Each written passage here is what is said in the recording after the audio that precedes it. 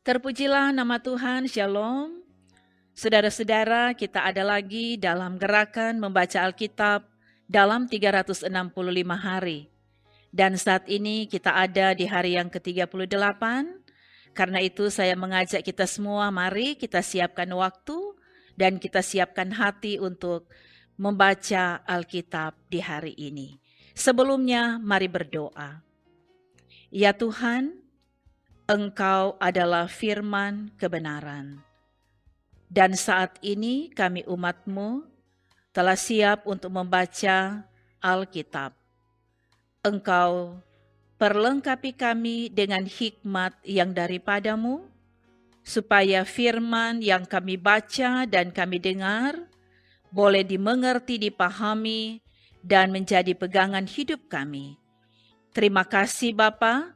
Di dalam nama Yesus kami berdoa. Amin. Saudara-saudara, bacaan firman Tuhan di hari yang ke-38 dalam gerakan membaca Alkitab dalam 365 hari. Di hari ini, dari kitab Bilangan pasal 33 sampai kitab Bilangan pasal 36. Kita mulai. Inilah tempat-tempat persinggahan orang Israel setelah mereka keluar dari tanah Mesir. Pasukan demi pasukan di bawah pimpinan Musa dan Harun. Musa menuliskan perjalanan mereka dari tempat persinggahan ke tempat persinggahan sesuai dengan titah Tuhan. Dan inilah tempat-tempat persinggahan mereka dalam perjalanan mereka. Mereka berangkat dari Rameses pada bulan yang pertama, pada hari yang ke-15 bulan yang pertama itu, pada hari sesudah Paskah, berjalanlah orang Israel keluar oleh tangan yang dinaikkan di depan mata semua orang Mesir. Sementara orang Mesir sedang menguburkan orang-orang yang telah dibunuh Tuhan di antara mereka, yakni semua anak sulung, sebab Tuhan telah menjatuhkan hukuman-hukuman kepada para allah mereka. Berangkatlah orang Israel dari Rameses, lalu berkemah di Sukot. Mereka berangkat dari Sukot, lalu berkemah di Etam yang di tepi padang gurun. Mereka berangkat dari Etam, lalu balik kembali ke Pi-hahirot yang di depan Baal Sefon, kemudian berkemah di tentangan Migdol. Mereka berangkat dari Pi-hahirot dan lewat dari tengah-tengah laut ke padang gurun. Lalu mereka berjalan 3 hari perjalanan jauhnya di padang gurun Etam. Kemudian mereka berkemah di Mara. Mereka berangkat dari Mara, lalu sampai ke Elim. Di Elim ada 12 mata air dan 70 pohon korma. Di sanalah mereka berkemah. Mereka berangkat dari Elim, lalu berkemah di tepi laut Teberau. Mereka berangkat dari laut Teberau, lalu berkemah di padang gurun Sin. Mereka berangkat dari padang gurun Sin, lalu berkemah di Dofka. Mereka berangkat dari Dofka, lalu berkemah di Alus. Mereka berangkat dari Alus, lalu berkemah di Rafidim. Dan di sana tidak ada air minum untuk bangsa itu. Mereka berangkat dari Rafidim, lalu berkemah di padang gurun Sinai. Mereka berangkat dari padang gurun Sinai, lalu berkemah di Kibrot Ta'awa. Mereka berangkat dari Kibrot Ta'awa, lalu berkemah di Haserot. Mereka berangkat dari Haserot, lalu berkemah di Ritma. Mereka berangkat dari Ritma, lalu berkemah di Rimon Peros. Mereka berangkat dari Rimon Peros, lalu berkemah di Libna. Mereka berangkat dari Libna, lalu berkemah di Risa. Mereka berangkat dari Risa, lalu berkemah di Kahelata. Mereka berangkat dari Kahelata, lalu berkemah di Harsyafer. Mereka berangkat dari Harsyafer, lalu berkemah di Harada. Mereka berangkat dari Harada, lalu berkemah di Mahkelot. Mereka berangkat dari Mahkelot, lalu berkemah di Tahat. Mereka berangkat dari Tahat, lalu berkemah di Tara. Mereka berangkat dari Tara, lalu berkemah di Mitka. Mereka berangkat dari Mitka, lalu berkemah di Hasmona. Mereka berangkat dari Hasmona, lalu berkemah di Moserot. Mereka berangkat dari Moserot, lalu berkemah di Bene Yaakan. Mereka berangkat dari Bene Yaakan, lalu berkemah di Horgitgat. Mereka berangkat dari Horgitgat, lalu berkemah di Yotbata. Mereka berangkat dari Yotbata, lalu berkemah di Abrona. Mereka berangkat dari Abrona, lalu berkemah di Esion Geber. Mereka berangkat dari Esion Geber, lalu berkemah di padang gurun Sin, yaitu Kades. Mereka berangkat dari Kades, lalu berkemah di Gunung Hor, di perbatasan tanah Edom. Ketika itu, Imam Harun naik ke Gunung Hor sesuai dengan titah Tuhan. Dan di situ ia mati pada tahun ke-40 sesudah orang Israel keluar dari tanah Mesir pada bulan yang kelima pada tanggal 1 bulan itu. Harun berumur 123 tahun ketika ia mati di Gunung Hor. Pada waktu itu Raja Negeri Arad, orang Kanaan itu yang tinggal di tanah Negeb, di tanah Kanaan, mendengar kabar tentang kedatangan orang Israel. Berangkatlah mereka dari Gunung Hor, lalu berkemah di Salmona. Mereka berangkat dari Salmona, lalu berkemah di Funon. Mereka berangkat dari Funon, lalu berkemah di Obot. Mereka berangkat dari Obot, lalu berkemah dekat reruntuhan di Abarim di daerah Moab. Mereka berangkat dari reruntuhan itu, lalu berkemah di Dibon-Gad. Mereka berangkat dari Dibon-Gad, lalu berkemah di Almon di Blataim. Mereka berangkat dari Almon di Blataim, lalu berkemah di pegunungan Abarim di depan Nebo. Mereka berangkat dari pegunungan Abarim, lalu berkemah di dataran Moab di tepi sungai Yordan dekat Yeriko. Mereka berkemah di tepi sungai Yordan dari Bet Yesimot sampai ke Abel Sitim di dataran Moab. Tuhan berfirman kepada Musa di dataran Moab di tepi sungai Yordan dekat Yeriko. Berbicaralah kepada orang Israel dan katakanlah kepada mereka, apabila kamu menyeberangi sungai Yordan ke tanah Kanaan, maka haruslah kamu menghalau semua penduduk negeri itu dari depanmu dan membinasakan segala batu berukir kepunyaan mereka. Juga haruslah kamu membinasakan segala patung tuangan mereka dan memusnahkan segala bukit pengorbanan mereka. Haruslah kamu menduduki negeri itu dan diam di sana, sebab kepadamulah kuberikan negeri itu untuk diduduki. Maka haruslah kamu membagi negeri itu sebagai milik pusaka, dengan membuang undi menurut kaummu. Kepada yang besar jumlahnya, haruslah kamu memberikan milik pusaka yang besar, dan kepada yang kecil jumlahnya, haruslah kamu memberikan milik pusaka yang kecil, yang ditunjuk oleh undi bagi masing-masing. Itulah bagian undiannya, menurut suku nenek moyangmu, haruslah kamu membagi milik pusaka itu. Tetapi, jika kamu tidak menghalau penduduk negeri itu daripadamu, maka orang-orang yang kamu tinggalkan hidup dari mereka akan menjadi seperti selumbar di matamu dan seperti duri yang menusuk lambungmu, dan mereka akan menyesatkan kamu di negeri yang kamu diami itu. Maka akan kulakukan kepadamu seperti yang kurancang melakukan kepada mereka.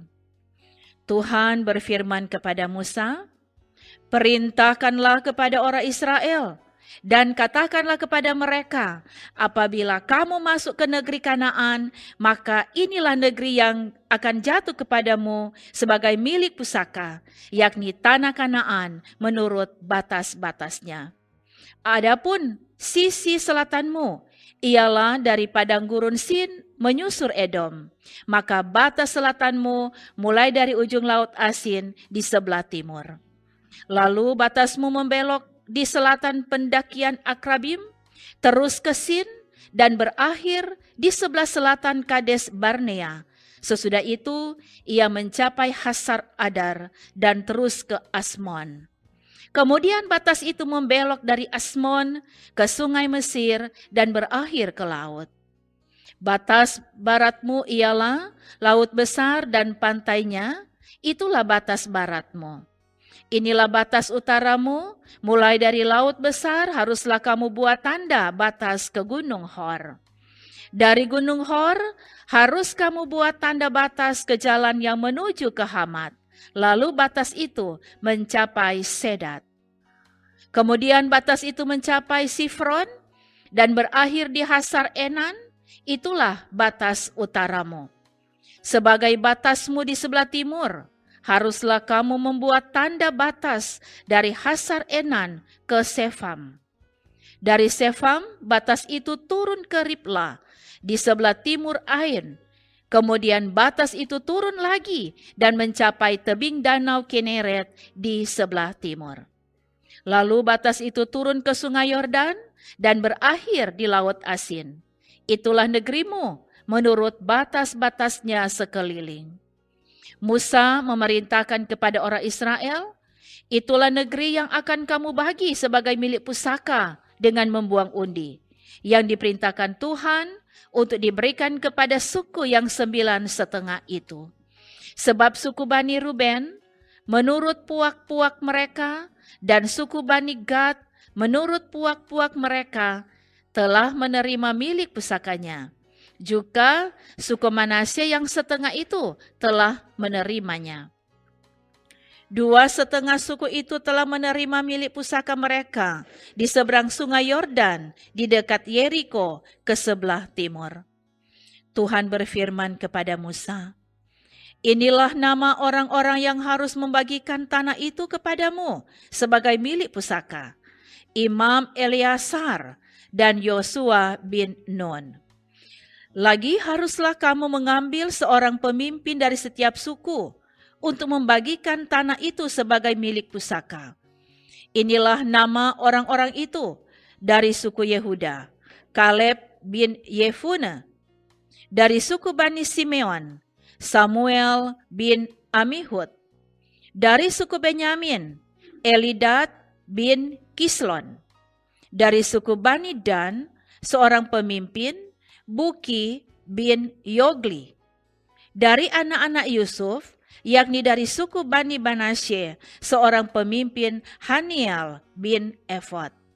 Dan dari suku Bani Efraim, seorang pemimpin, Kemuel bin Siftan.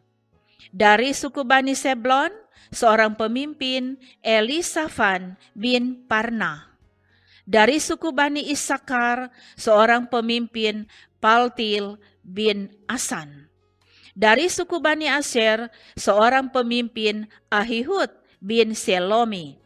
Dari suku Bani Naftali, seorang pemimpin, Pedael bin Amihud. Itulah orang-orang yang diperintahkan Tuhan untuk membagikan milik pusaka kepada orang Israel di tanah Kanaan.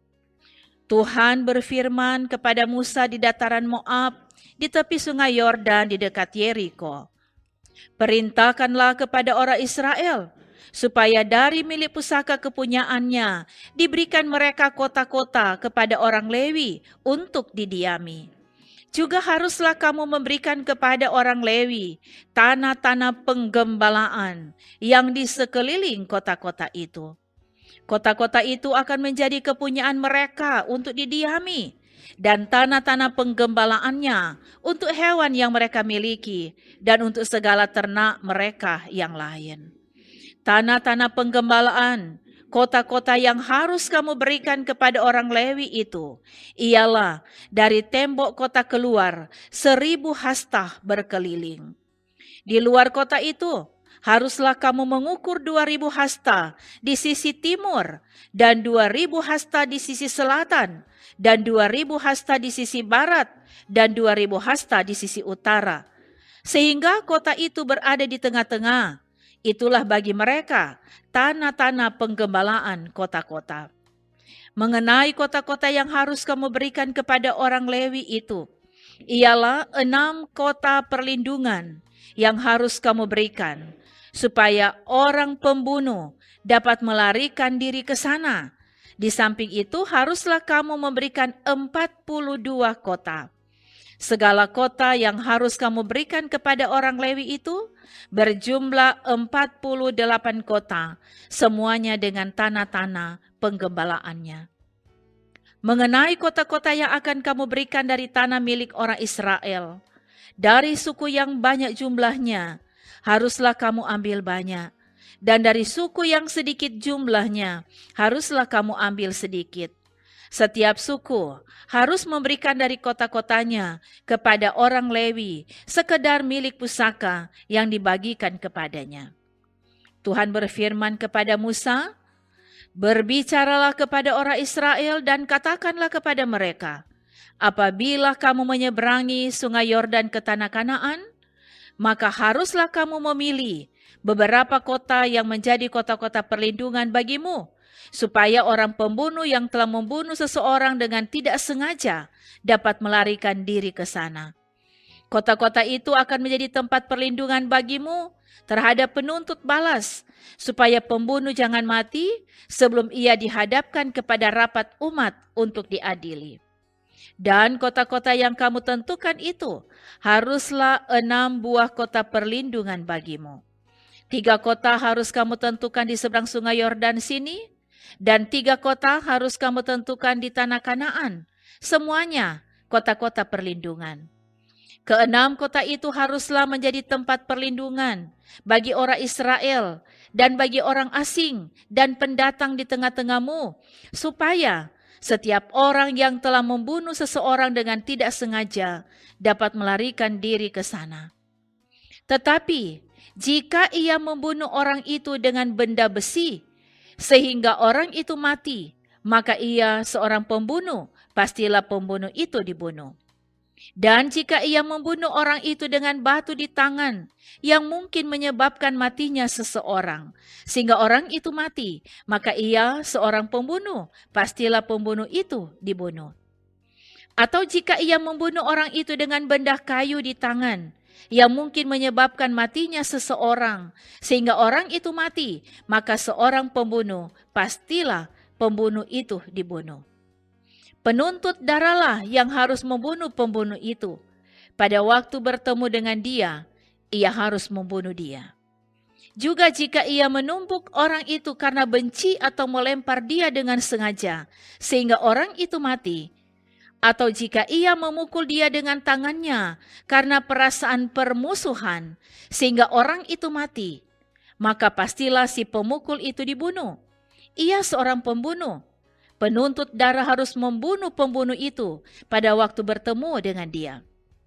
Tetapi jika ia sekonyong-konyong menumbuk orang itu dengan tidak ada perasaan permusuhan, atau dengan tidak sengaja melemparkan sesuatu benda kepadanya, atau dengan kurang ingat menjatuhkan kepada orang itu sesuatu batu yang mungkin menyebabkan matinya seseorang, sehingga orang itu mati, sedangkan dia tidak merasa bermusuh dengan orang itu dan juga tidak mengikhtiarkan celakanya, maka haruslah rapat umat mengadili antara orang yang membunuh itu dan penuntut darah menurut hukum-hukum ini.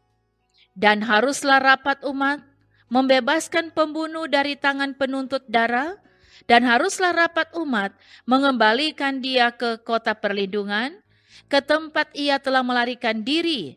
Disitulah ia harus tinggal sampai matinya imam besar yang telah diurapi dengan minyak yang kudus. Tetapi jika terjadi bahwa pembunuh itu keluar dari batas kota perlindungan, tempat ia melarikan diri, dan penuntut darah mendapat dia di luar batas kota perlindungannya, dan penuntut darah membunuh pembunuh itu, maka tidaklah ia berhutang darah. Sebab pembunuh itu wajib tinggal di kota perlindungan sampai matinya imam besar. Tetapi sesudah matinya imam besar, bolehlah pembunuh itu kembali ke tanah kepunyaannya sendiri. Itulah semuanya yang harus menjadi ketetapan hukum bagimu, turun-temurun di segala tempat kediamanmu. Setiap orang yang telah membunuh seseorang haruslah dibunuh sebagai pembunuh menurut keterangan saksi-saksi. Tetapi kalau hanya satu orang saksi saja, tidak cukup untuk memberi keterangan terhadap seseorang dalam perkara hukuman mati. Janganlah kamu menerima uang tebusan karena nyawa seorang pembunuh yang kesalahannya setimpal dengan hukuman mati, tetapi pastilah ia dibunuh. Juga janganlah kamu menerima uang tebusan karena seseorang yang telah melarikan diri ke kota perlindungannya, supaya ia boleh kembali untuk diam di tanahnya sebelum matinya imam besar. Jadi, janganlah kamu mencemarkan negeri tempat tinggalmu, sebab darah itulah yang mencemarkan negeri itu. Maka bagi negeri itu tidak dapat diadakan pendamaian oleh karena darah yang tertumpah di sana, kecuali dengan darah orang yang telah menumpahkannya. Maka janganlah najiskan negeri tempat kedudukanmu, yang di tengah-tengahnya aku diam, sebab aku Tuhan diam di tengah-tengah orang Israel. Mendekatlah kepala-kepala puak dari kaum Bani Gilead bin Makhir bin Manasye, salah satu dari kaum-kaum keturunan Yusuf, dan berbicara di depan Musa dan pemimpin-pemimpin kepala-kepala suku orang Israel. Kata mereka, Tuhan telah memerintahkan tuanku untuk memberikan tanah itu kepada orang Israel sebagai milik pusaka dengan membuang undi. Dan oleh Tuhan telah diperintahkan kepada tuanku untuk memberikan milik pusaka Selafehat, saudara kami, kepada anak-anaknya yang perempuan.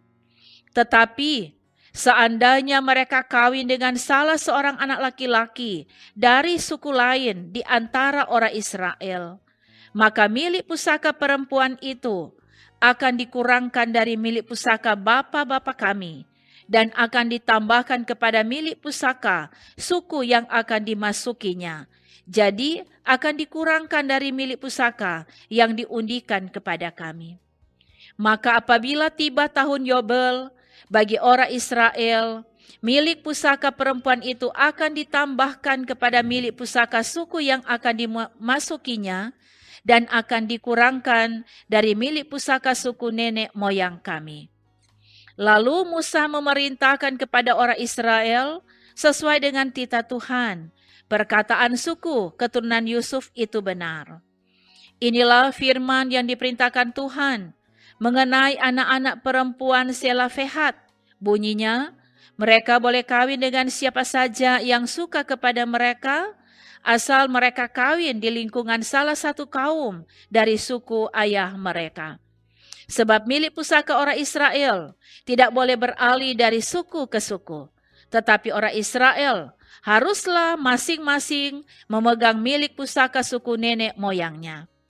Jadi setiap anak perempuan di antara suku-suku orang Israel yang telah mewarisi milik pusaka haruslah kawin dengan seorang dari salah satu kaum yang termasuk suku ayahnya, supaya setiap orang Israel mewarisi milik pusaka nenek moyangnya.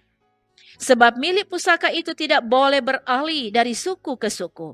Tetapi suku-suku orang Israel haruslah masing-masing memegang milik pusakanya sendiri. Seperti yang diperintahkan Tuhan kepada Musa, demikianlah diperbuat anak-anak perempuan Selafehat. Maka Mahla, Tirsa, Hokla, Milka, dan Noah, anak-anak perempuan Selafehat, kawin dengan anak-anak lelaki dari pihak saudara-saudara ayah mereka. Mereka kawin dengan laki-laki dari kaum-kaum Bani Manasye bin Yusuf, sehingga milik pusaka mereka tetap tinggal pada suku kaum ayahnya. Itulah perintah dan peraturan yang diperintahkan Tuhan kepada orang Israel dengan perantaraan Musa di dataran Moab di tepi sungai Yordan dekat Yeriko.